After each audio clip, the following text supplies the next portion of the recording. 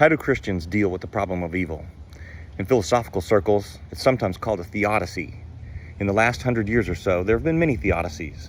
But when Christians read the Bible, we see the most obvious solution to the problem of evil is right there in the text. Let's go over it. God designed and constructed his creation to be very good, completely free from the curses for sin. Both humans and animals were commanded by the Creator to eat only plants. Again, from the Bible, we see that when our first parents rebelled against God's moral laws, the creation was cursed with death, suffering, and corruption.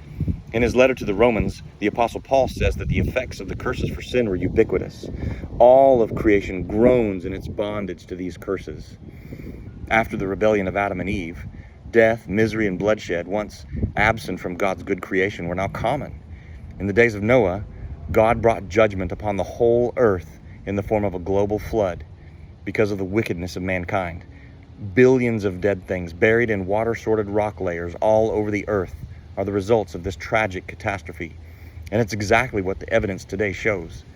Sin has profound and widespread effects. This was the consensus view, not only as a theodicy, but as history itself among Christians for almost 19 centuries, because it's what the Bible clearly teaches. Sadly, there are self-professing Christians today who not only reject this theodicy, they call it bizarre. A personality known as the tentative apologist calls the biblical theodicy bizarre in favor of, nothing. He doesn't like the biblical theodicy because it is in conflict with modern sensibilities.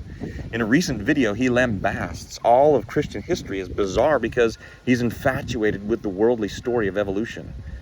Mr. Tentative repeats the catechism of the modern academic paradigm, which he conflates with science, millions of years ago, as if we should just automatically believe his assertion. Mr. Tentative says, and I quote, "Given our understanding of Earth history being 4.6 billion years old, and life existed for hundreds of millions of years, death, mass extinction, predation, carnivory, and parasitism, all those before humans appeared on the scene," close quote. In direct contrast to what the Bible teaches. Jesus literally said, "But from the beginning of creation, God made them male and female." It's as if Mr. Tentative, supposedly a former seminary professor, has never read the Gospels, or if he has, he would prefer the story of the current crop of lab coats over the words of the Creator himself, the Logos, the light of the world, the way, the truth, and the life, the great I Am.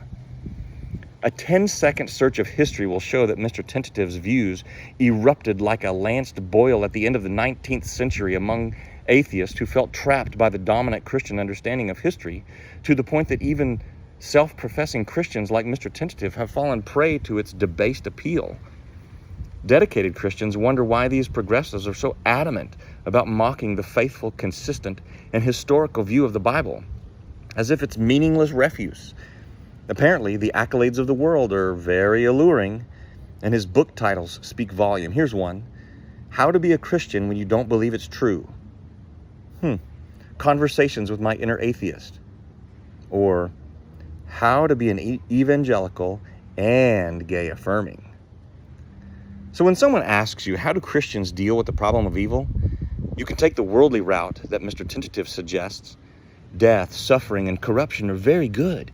Sin really isn't that bad.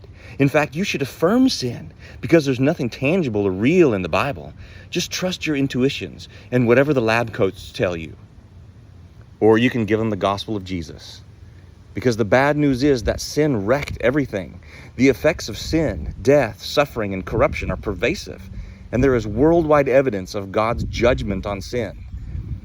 But God, who is rich in mercy, even though we were dead in our sins, gives life to those who by faith turn from their sins and humbly submit to King Jesus.